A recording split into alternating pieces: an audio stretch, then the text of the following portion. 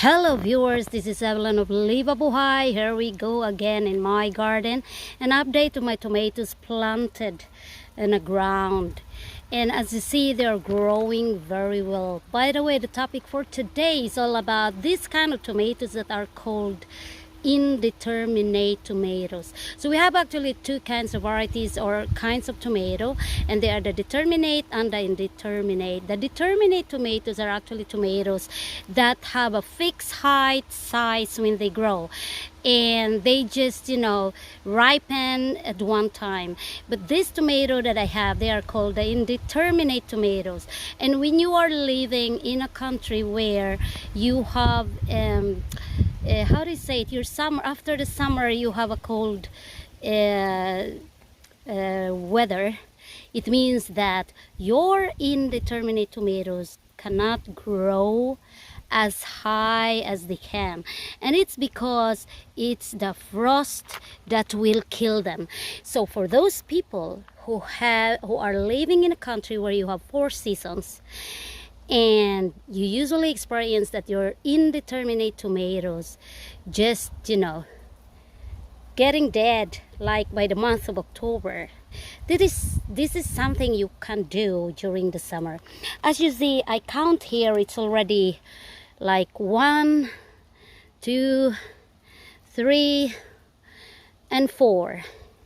These are already for this growing, and now it's the middle of July. So what do you do so that you just focus on that these ones will be ripening? I want these tomatoes, and it will never have the time again that everything here are just going too long, and that by next month, August, it will be starting to be cold, or maybe by September the summer is gone and it will be colder. So what you're gonna do actually is for the tomato to focus on their growth, on their fruits. The fruits will be bigger, and they will just, all the nutrients there will just go to the fruits, the quality of the tomatoes you want. All you do anyway, this one here that are growing there up, and it's continues to grow, I don't think you still have all the time that this indeterminate tomato can grow more of the fruits. So what you can do actually is that you can cut it off. So when you cut it off, it will not continue to grow anymore, but rather focus on giving the energy to the tomato fruits. So what you can do, a very good tip that I will give you, is cut it off. You just have to cut it off, and in that way the tomatoes will stop growing, will stop bearing fruits, and all the tomato will do will just continue. So I will just cut exactly here where there is still one. So the top here, I will cut it off, and you see the sky up in the sky, because I'm really holding. So now I took that off. So as you see, it is actually continuing to grow and continuing to bear flowers. So now I still have those there.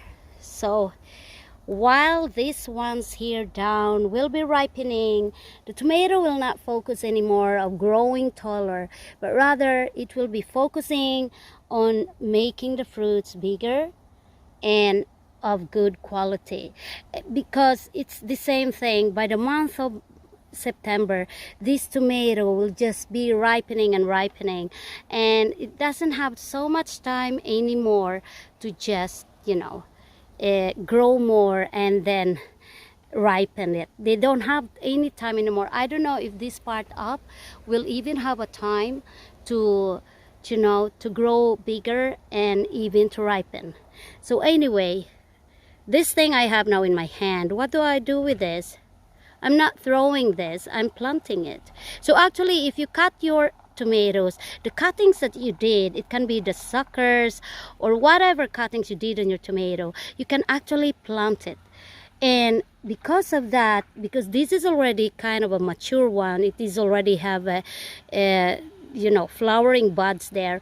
It means that this, if I will plant this will not take too long and it will develop, you know, fruits. So what do we do? I will make it this one being cut, this one, and I have one here, and we can do like this and make kind of an experiment. So I let it be this one, and we'll see what will happen. Or maybe I have to cut it because 1, 2, 3, 4, 5, 6, that's already 6. I can let it grow a little bit more. So I have much more of my tomatoes here. So I actually have tomatoes on my greenhouse, and then I also have outside. For the ones in the greenhouse, they can actually grow more, and they can you know, have much more time to be ripened because they are in the greenhouse, so they are protected from the frost. But the ones outside my greenhouse, if the frost will start and it's around September, then it means the tomato doesn't like it. So it's better to cut it off when you have the indeterminate tomatoes.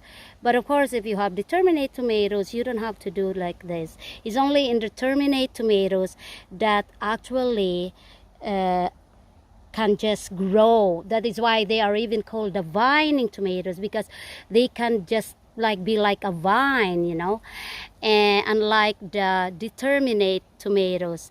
So I really hope that I was able to share to you something about growing tomatoes. Why I love to have indeterminate tomatoes, because I just like the way they vine, and they can really grow so far. And then I had been collecting some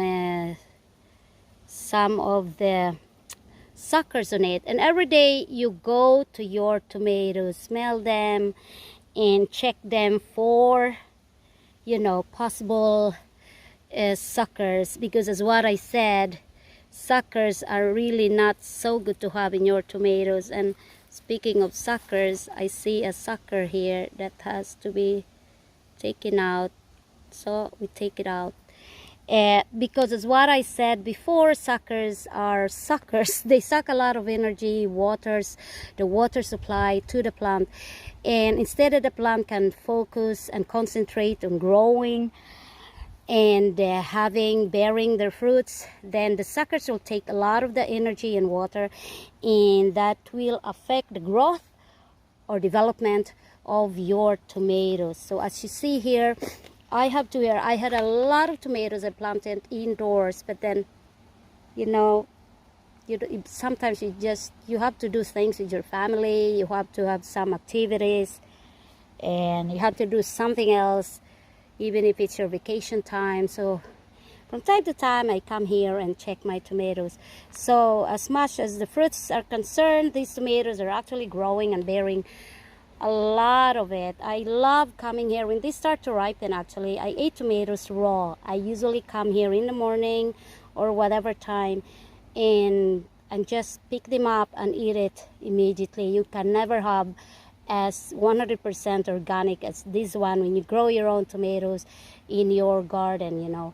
So I can really recommend to have tomatoes in your garden, and you can even have them in containers. If you don't have a garden, you can have them in your balcony or balcony in containers. They are fruit vegetables that are really very easy to grow. You know, tomatoes are very easy to grow. It's just that they are very thirsty plants. So again, this is Evelyn of Libabuhay. I hope I was able to share to you some information that can be useful for you people, especially who loves gardening. See you again next time.